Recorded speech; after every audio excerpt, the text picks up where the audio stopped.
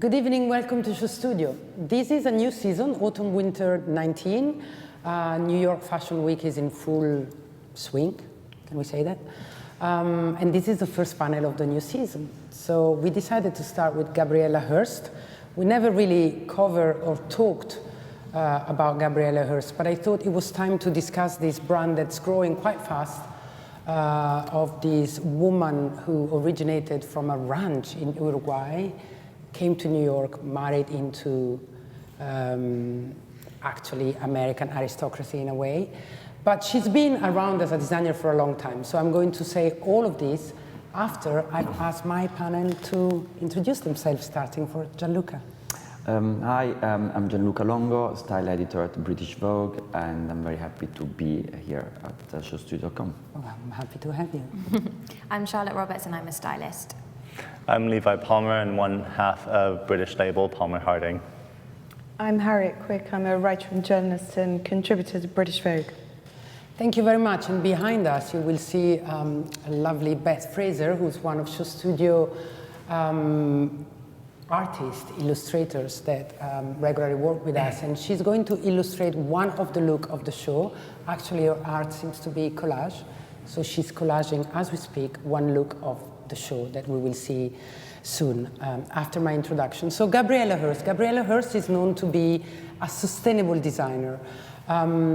First of all, she believes, I've just listened to an interview she recently gave to Joe Ellison, and she grew up in a ranch, and she said that it's not much different to try and do a sustainable, long-lasting brand and taking care of a ranch where you have a number of acres that have to produce grass, that have to feed a number of animals, and you have to think long term. And she said, the value of my fathers were organic and ethic and homegrown. And so I bring all those values with me into fashion. One of the things that we know she does is that she actually owns the sheep from where the wool from her knitwear comes, which is very interesting.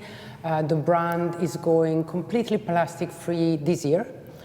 And she believes in a style, and we will see, it's very obvious, that it's not going out of trend. So she believes in durability of the fashion. She became very famous, especially in America, for the Nina bag, which has been a huge success immediately. So, her bags probably are what have supported the brand for the past years. But the brand is now having a turnover of about 18 million, which is pretty good for a brand that was launched in 2015.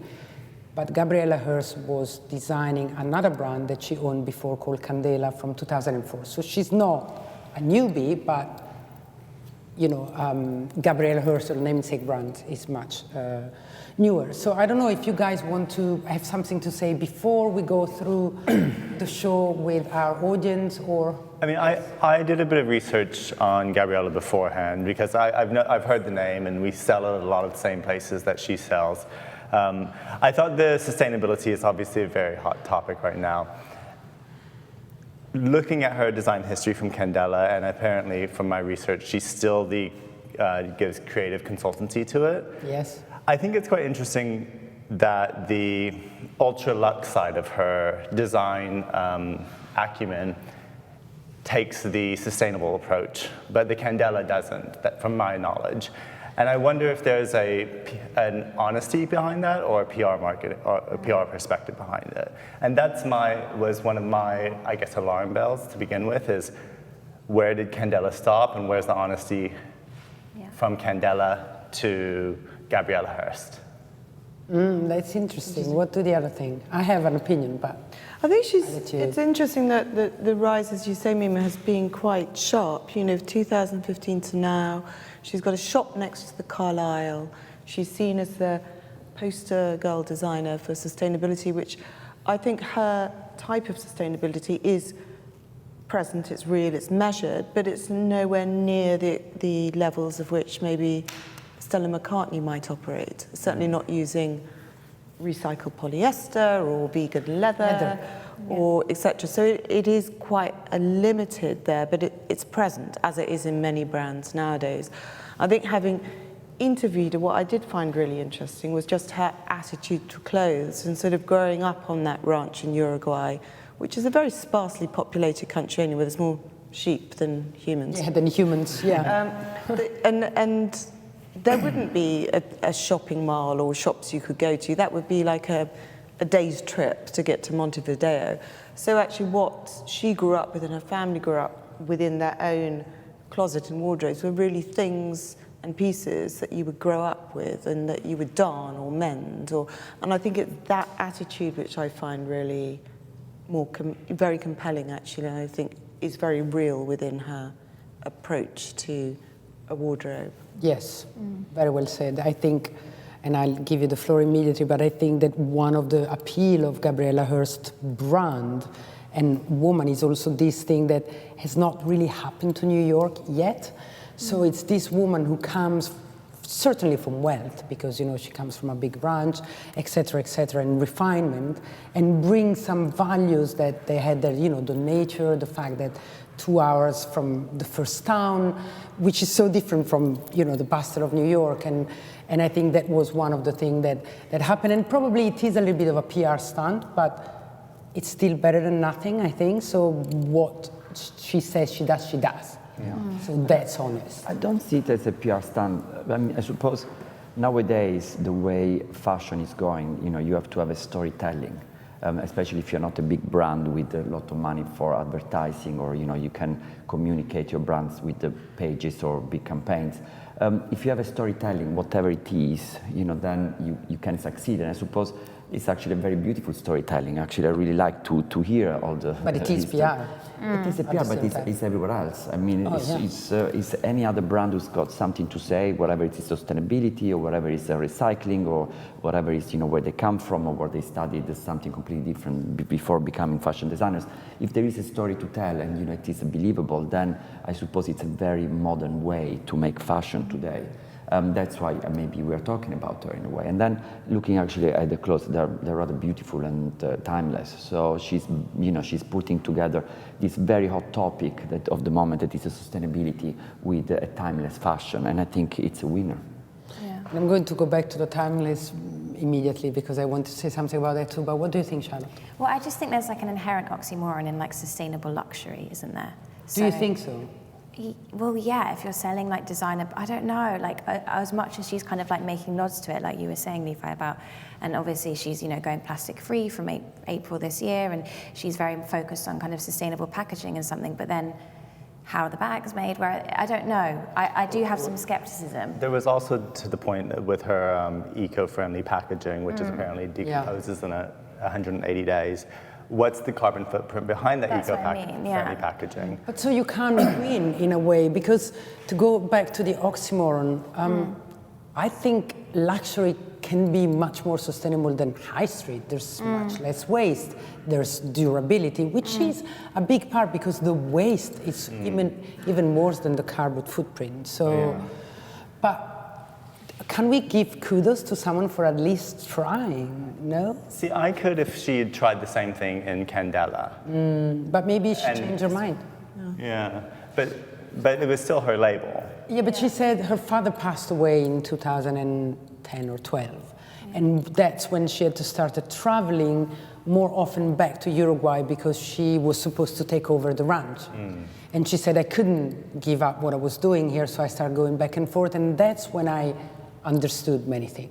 So, I believe in what people say, and maybe we probably all have changed a little bit our lifestyle in the past 10, 15 years. I mean, we probably all.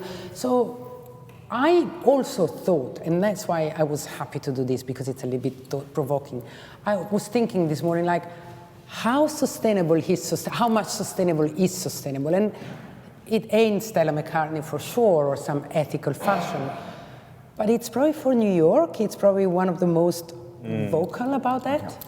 Yeah, I think you're right. Although I think there's, maybe like Eckhart Slatter using upcycled goods, upcycled fabrics and materials, and just by, but it's probably more associated with Hearst on that very sophisticated top, sort of working woman's wardrobe. And I think that's where the difference is, because it's not a young avant-garde brand. No, and that kind of woman, you know, in her 40s, obviously wealthy, and this is maybe a woman who maybe, you know, is side. going to shop here that might have maybe shopped at Ralph Lauren before, or, you know, or Bottega Veneta, or Celine.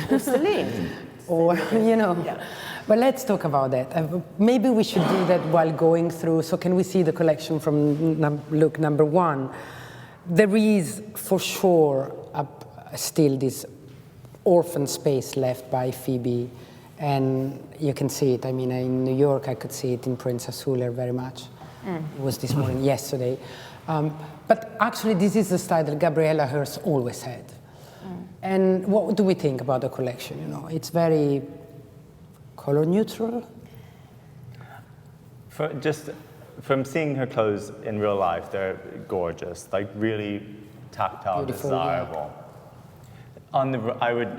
We just, as we were speaking earlier, we've just decided to stop doing shows, to start doing more different types of marketing internally.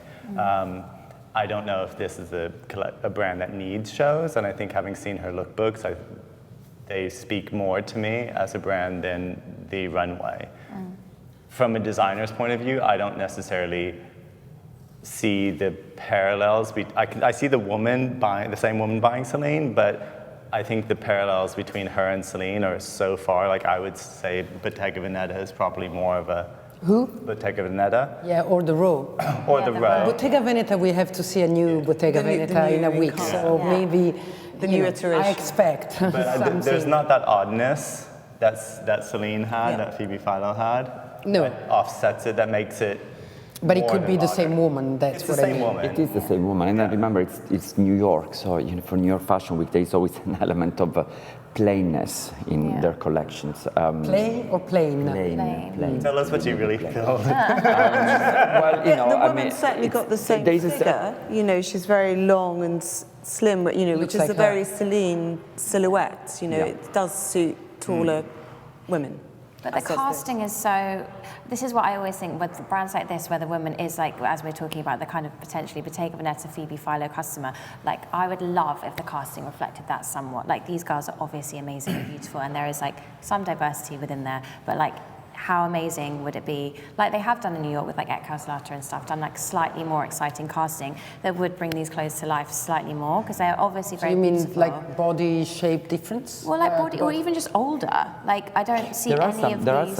are some older girls. I mean, there is Danielle Zinaich. There is there is some diversity. yes. But majority to me, like, is just young. Actually, I was admiring that, you know, she pulled, you know, a couple of old, if you want to see, they call them Older. older careful girls. 26. Yeah, literally. But like in these, that you know what I mean? collection. These girls are so beautiful. It just doesn't feel like, I don't know. I just I mean, think on it the would be topic modern. of casting, I forget is it Devio, Tommy Ton's collection? Yes. That casting I thought was fantastic. Yeah. We shouldn't go to that because we're talking about Gabriela Hearst, but that, in terms of diversity, I thought was fantastic. I wasn't shocked by this casting, also because I think there is diversity. There's diversity. And also, this is not a class latter clothes, so it couldn't be that same. I don't think it needs to be that edgy or that kind of characterful. I just think to see some maybe older faces on there would like make it bring that kind of woman to life more for me. I have to say, I do not agree on that. I mean, it's such a wonderful, again, plain collection. I mean, so luxury, it's so Hermes-like that, you know, to me, doesn't, you know, you don't need any extra element to make it loud or to make it talk about, like, you know, diversity or different models or older or younger or whatever.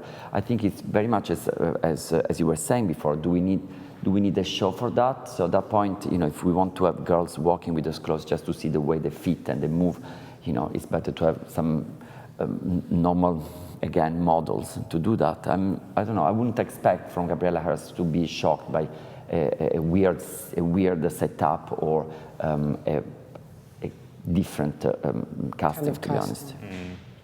So where does it stand compared to the Raw that showed also yesterday? It's like, could you think it's the Raw if you didn't know what we're looking at? Yeah, for sure. Like that jacket. So don't they cater to the same woman as well? It's got a bit more I wouldn't see texture somehow, and texture and heart than I think the Row can be very Very, very linear. It's also a bit more monastic. Very purist. Yeah. While here it's a bit sexier again in that sexier than the raw in that kind of universe of elegance and covered up. Society. And, there are women who love to wear that. Actually, you can see more women wearing that than Ekaslata, whatever you want. I don't even know how to pronounce it. But in a way, so I mean, it's a beautiful suit that I can see women in New York, actually everywhere in the world, to wear it. People who go to work. It's certainly more New York Upper East Side than Brooklyn, and it's certainly not setting trends or changing fashion's direction. Yeah. I couldn't agree more. But that's also what she says. She says, I want to design comfort, beautiful luxury clothes for women who just want to be elegant. I don't want to do trends. That's why, hence the durability. I don't want to change trends. I don't want to set. There are some trends that we're seeing one, like the skirt up on top of the trousers, but that's more a styling trick than. And I don't even think it looks good in those clothes. I don't think those tricks are ideal in those clothes. But that's, I know there's not very much to say when we see this, but that's, for me, is the narrative of this. That's why I wanted to do this panel, because we always talk about creativity in a certain way. We always talk about the new brands that are changing the world, and I couldn't be happier. But isn't this what then actually sells? I mean, it's so edited. It's so edited. It's that, lacerated skirt, it's the fishtail leather skirt, the ballet top, and the beautiful tweed coat. I mean, it's very, very edited, concise as an offer. And that's exactly what will go into the store in the way that New York designers do present their clothes. You do think that that's what then actually sells? Yeah, I mean, given the parameters of price points, but that's what will. But also from a styling point of view, it looks so, as you said, very well edited and very well styled. I mean, considering that she's only started 2 years ago? 2015, yes. Very easy to collection. wear. It's easy to wear, but also very grown up in a certain styling. I mean, if you compare a younger designer who started 3 years ago in London and Gabriela Hearst who started in New York, you can see, I mean, the difference. I mean, in London, maybe after 2-3 years, you're still young in a way that you're still trying and seeing where you position yourself, while here it feels that, she knows exactly what she wants. But don't forget, that she was a designer. First of all, some millions, but also she was a designer since 2003, 4. Well, first she said, I designed for someone else, I don't know who, by the way, I couldn't find it. But then she launched Candela in 2004. So again, she's not out of St. Martin's last year. She's in her late 40s, I think, isn't she? She's like a mama. She also has a design team that comes from Rosie Asseline. Oh, yes. So I think that aesthetic comes into here a little bit. LinkedIn research does really good wonders. Tell me more about that. I didn't know that. Well, I mean, we just Googled Gabriela Hearst on LinkedIn, and her design team, I think, comes from Rosie Asseline and Brock Collection. So I think you can see some of those elements in here. And I think that's, again, where she started in 2015, but with a Hearst family heritage. And the funds that come with that. Their husband is the CEO and one of the investors. Also, I guess that plays into the sustainability aspects. Obviously, I think a lot of brands would like to incorporate that into their brands, but often, for instance, London designers who have just come out of CSM or something, who want to have their clothes made in England or, use sustainable tropes within their brand, aren't afforded that luxury because it is very expensive to do so. Not that that's a criticism, I just think it's worth interrogating when we're talking about sustainability and luxury. So are you saying that it's more expensive to be sustainable than not? I think things like, for instance, Claire Barrow is a London designer, and one of the reasons she stopped showing was because she wanted everything to be made in England, and she couldn't afford to, because obviously people get things made in China, which is far cheaper, or in other places in Eastern Europe, which is far, far cheaper, but she wanted to keep that heritage part of her brand and sustainability to an extent. And it is difficult to do so. That's one element. I mean, I'm not super well versed on it. Mother of Pearl, for instance, is very sustainable. And she makes a lot of noise on it as well. I was looking at fabrics today. I just came back from Milan Unico, doing some fabric research for, spring 20. And some amazing cottons, and we found this one really beautiful quality cotton poly blend, and it's made from 30% recycled plastics taken from the ocean. And we're considering using it, but the price difference is about 50% more than a traditional cotton. Much higher. And it is, unless there's a big tag that goes with it, that you're kind of screaming to that customer, it then does. It's prohibitively expensive. But that's also the other topic, when you talk about sustainability, yes, we work in the industry. We love to support designers who use, sustainable clothing or recycling, whatever. But then we never ask, are the customers ready to pay that premium if they know that it's coming from recycled? A tiny percentage, really, isn't it? Because everybody is price sensitive. So it's okay. It's shops by comparison. It's better than not talking. Talking about it is better than not talking about it. But then, do we really think about the customers? If we ask them in the streets and said, do you really want to pay a 20% on top because you know where it comes from? If it becomes more mainstream and more spread, then the prices go down. If you want a piece of lab-made organic leather today, it will cost you $2 million because there's still a lot of R&D behind. But one day, it will be cheaper than farming animals, feeding animals, killing animals. Tan the skins, whatever. It has to start somewhere. It has to start somewhere, exactly. And it's good that she's developing or beginning that conversation.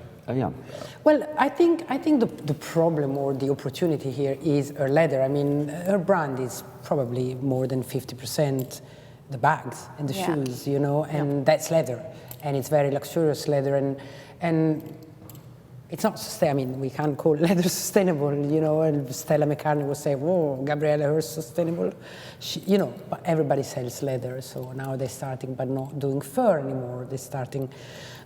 Not using exotics.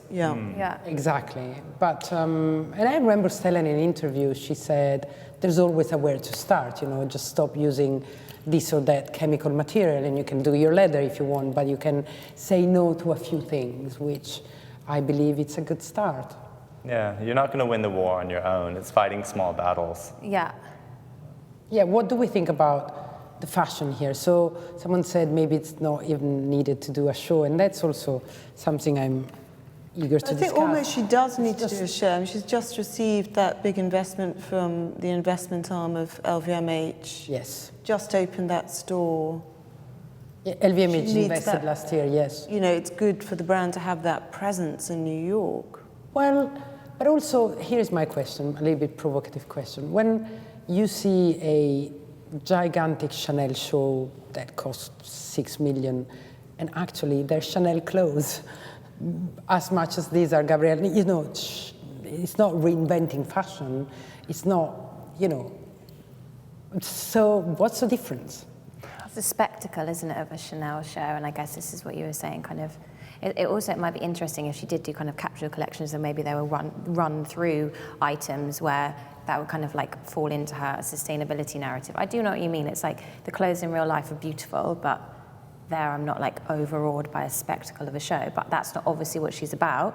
However, it makes it difficult to say so much about it. So you think that if you don't have a collection that it's like fireworks, you need a spectacle? I don't think you need a spectacle. I think it's interesting, presentations are a really interesting way of showing things now, because you can kind of play a little bit more rather than a straightforward show. For me, because we did presentations and runways, and presentations cost just as much as a runway, because you hire girls. It's not a question of it's not a price point thing. For me, we've recently stopped doing shows because we felt that the woman who's buying us doesn't relate to the 17-year-old model on the runway. And we want to communicate and create a narrative that aligns more with our actual customer. So we're doing lookbooks, campaigns, different activities to understand who our woman is. I feel like in a lookbook, Gabriela could have had a much more of a narrative of who her woman is, what that woman's world is. I don't really see where this woman is. I can see the woman in it, but it tells me nothing about the story of what she's doing with her life, where she's going, where she's just come from. And I think that's some of the story that, for me, that's missing in a show versus her lookbook. But as Harriet said, I don't think you can be owned in part by LVMH and doing a lookbook. Maybe well, not. I mean, it's at this point, right? There is, so they need that power, it's Yes, flexing your muscles, isn't it? or they wouldn't have noticed you if you didn't show. I mean, she's called Hearst, so there's something there. They're going to notice It's quite her. noticeable at the beginning, but I mean, you need to be. The problem, and I'm not against lookbook or presentations. I mean, I support young designer, and I think just do it right and do a good collection. But it is still a world where if you don't show, you don't really exist. Yeah. And again, the movement, the casting, the music, we're not hearing and seeing anything here. There's no live stream, so I can't tell you more. I haven't even seen the show, do we know? I haven't even seen a press release that we couldn't receive, so I don't know much. I don't have much to tell you unless we found out. I mean, for me, like, there's... Sorry, but she's just saying the stylist? Who? Oh, okay. Camilla Nicholson. Oh, yeah, that makes sense. You can see that. Yeah. Now that we know, yeah. No, we're not, yeah. For me, But I feel like, I don't know whether there is this discussion about models and casting. I think, remember it's New York Fashion Week. It's a kind of grown-up fashion. And I suppose to have a casting of a pure beauty with hardly any makeup or simple hair, it actually helps the aesthetic of... But these are not the typical model, with little nose looking upwards and blonde hair. I mean, they're not the typical beauties. I mean, I think there's something very interesting in this. there's an oddness to them, which is nice. Yeah. There's a character, isn't it? They all look as though they could be going to some sort of women's tech conference. They look a little bit like her. It makes me think about Phoebe, where Yeah. her models, her campaigns, they looked like her, And I think if you know what can we show Gabriela Hearst, the woman, there's one or two models in there. I remember even Frida Giannini sometimes had one or two models that looked like her. I mean, that's her woman herself, right? Victoria Beckham.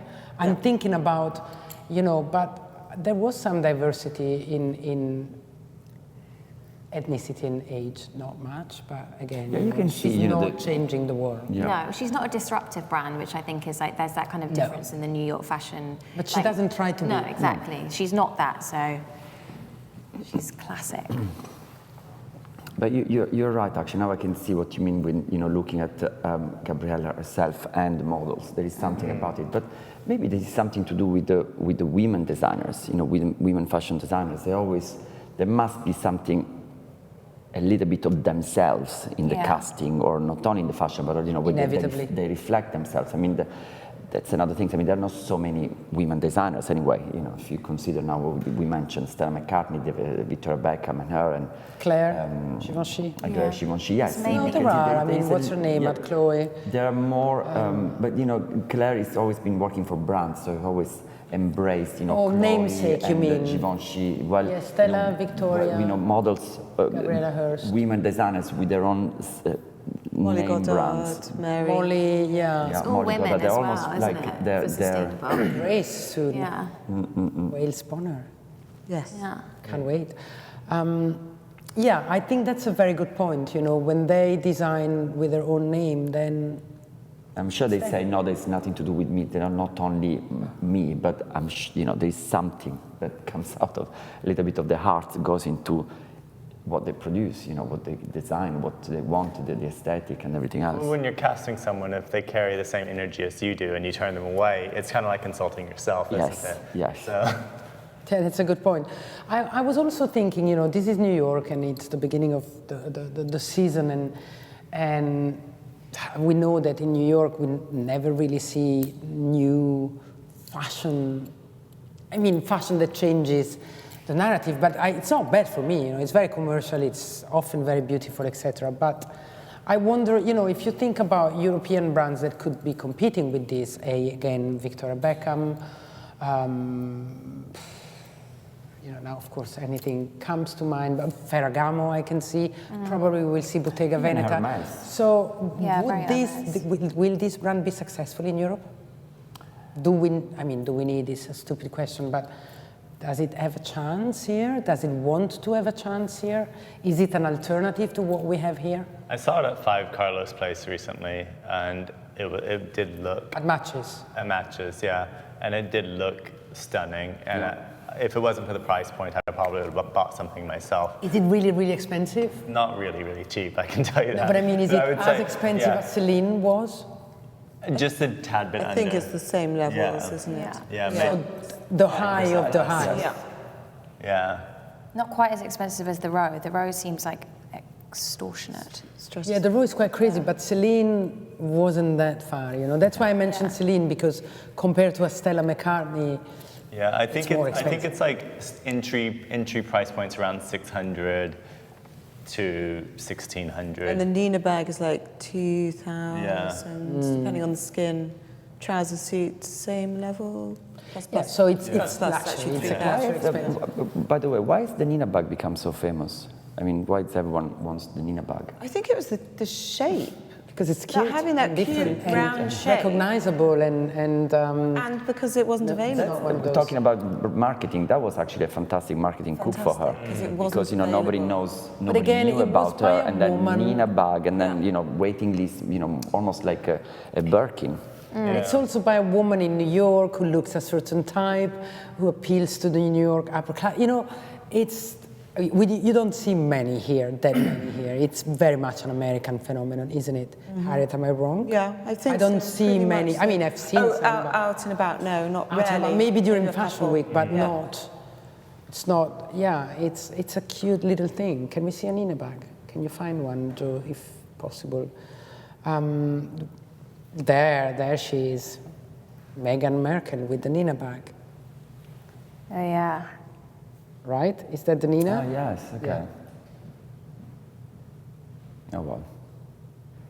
That means even bigger waiting list now after this picture. But I'm very interested because you're very quiet, looking at this show. And there's part of me who thinks, are we quiet because we think it's boring? Are we quiet because there's not much to say? And for me, that was what there was to say, I mean, we tend, especially here, to talk about fashion, that it's groundbreaking and fashion. Haven't we seen too much groundbreaking stuff recently? I think Charlotte is going to throw a glass at me now, but oh my God, no. Please talk. Tell me. I mean, it's not a woman that I aspiring to or know, so it doesn't speak to me on a level, but I understand that it's beautiful and classic, and what she's doing, respect to what she's doing in terms of sustainability. Obviously, I was being provocative and trying to interrogate luxury and sustainability, but yeah, it's not something that appeals. To me, I would, if I could afford it, and if I was that woman, I would love to wear it. Some of it's interesting to hear men saying that, because I wanted to talk also about the gender neutrality that for me here doesn't exist at all. No. But you say I would like to wear it Well, I mean, I think in terms of the gender neutrality, some of the tailoring is phenomenal. It looks wonderful. Yeah, and if it was just, you take the darts out so it fits a man's body, I think in terms of the gender neutrality that is very prominent right now, there are so many men who would love to wear that because it's more of a grown-up gender neutrality. It's not a Palomo Spain. It's not like Eckhart Slaughter where it's I'm going to be gender queer. I'm going to be gender neutral. And I think I'm going to be gender neutral for over 30, not gender neutral and in art school. Yeah. That's a good point. Gender neutral for over 30, we haven't really seen, have we? No. The suiting's really beautiful. If I had anything, beautiful, that suit. I'm really fascinated that would be a key Grace was one, as you said, her some of the green ones. Well, I don't know if it was a gender neutral or whatever, but I remember seeing that from the very first Celine shows, things that I wanted to buy. I mean, I couldn't care, didn't care about gender neutral or whatever, because there was not the topic of it was not a talk at that time. But if I see something I like, if it's a beautiful tailoring, a coat, or maybe one of the pinstripe suits like the double-breasted, if it's well cut, I mean, a man would wear it, I would buy it immediately. That's for sure. I couldn't agree more. There's so many times I lust over some men's collection. Or it's the same exactly when women love a beautiful suit. I remember the Eddie Slimane Dior, when he first launched, there were a lot of girls who wanted to buy that. Including this one, yes. I keep on seeing bits of sort of Sarah Burton at McQueen as well, to a certain extent, with the kind of lacerated knits and the fishtail silhouette. Oh, I didn't see that at all. There, just really? like a... The knit is actually rather interesting here. I love this cape. And This is, by the way, I don't know if we're showing it to our audience, but this is the look that our lovely illustrator has. Oh, with the bag. If we can show it, it's really beautiful. Yes. Well done. Actually, this is the look, right? Yeah, it's almost more beautiful than the look itself. Beth, thank you very much.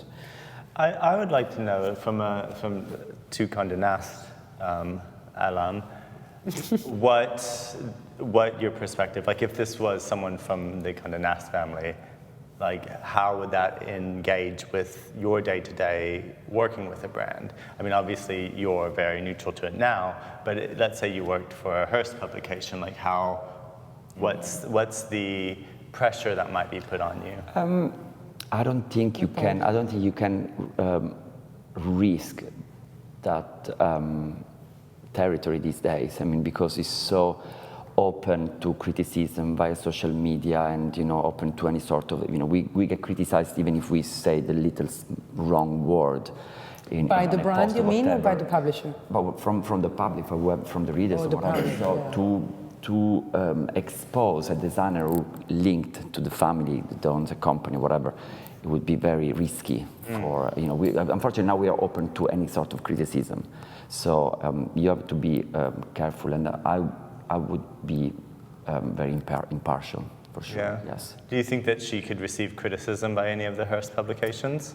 I've never seen a big coverage from the Hearst, but you cannot do these days. Also because there's not the main public maybe don't even know what Hearst publication means. It's not called L, or it's not called, you know what I mean?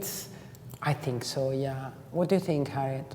No, I don't think so. I mean, I think if she affiliated herself only with Harper's Bazaar and Hearst titles, that would be business suicide. But it is a business suicide, exactly. But yes, it's a Tony dynastical name, isn't it? And you're kind of curious to know what the inside of her house looks like, and well, it's actually how the family sounds so glamorous. Gabriela Hearst. I mean, it sounds really wonderful. It sounds rather lovely, want to doesn't get it? into her lifestyle one of the top already. American names. I mean, it's a dynasty. Gabriela's a lovely name, And why do people know, or we know because we work in an industry where Hearst maybe more in most America, of the magazines we look. more in the States, especially the New York, Hearst big building, the New York Island. I mean, the New York and LA and Miami, where it is the big areas where people are a bit more in the know. That they will resound a bit more like glamorous as a name, of course.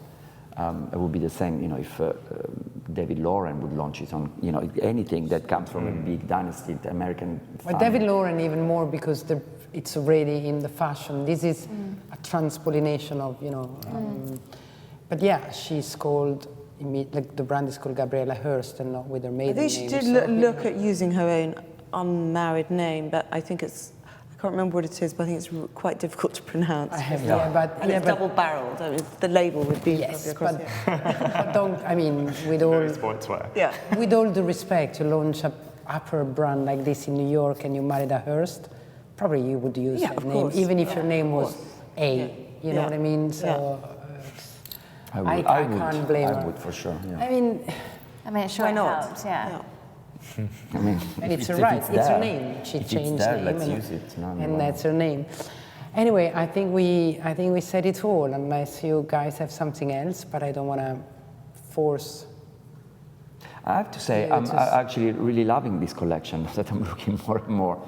It grows in you the more you look at it. Yes, it's very much like a timeless clothes that you can see scream luxury from a cut point of view. You can see the details, you can see the quality of the leathers and the knitwear or whatever. I mean, it could be a nice Hermes show. So, and you can price it as much as you want. I'm going to say something really bad, but I think Hermes would like to have this show right now. I agree. Yeah. I think this is so much better than what Hermes are doing right now. In my opinion, but that's just my opinion. But I see what you mean. The comparison in luxury really stands. Yeah, so maybe if she's the Hermes of the United States, then she has a market, and people will. I think the bigger picture there is what with the store, with the bags. I see lots of more different accessories here, with the belts. There's a proposition maybe that can grow into what might be a new 21st century lifestyle brand. Absolutely. What that might incorporate, who knows? But it could be bed linen, it could be, you know, skincare or things that kind of root back to her. Once the name is a bit bigger, though, because yeah, for especially sure. skincare, you need For a sure. bigger name, right? Yeah. It needs a lot of money behind, Yeah. so you need to make sure that, yeah. But I do see a lot of New York here. I do see the potential for some kind of.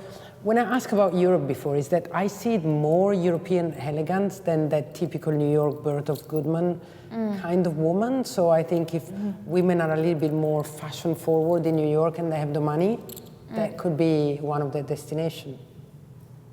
I always believe, I would think that, you know, the Americans have always been more conservative. I mean, especially the first two looks, you know, that kind of army coat, you so can see a New Yorker in the Upper East Side wearing it rather than Europe.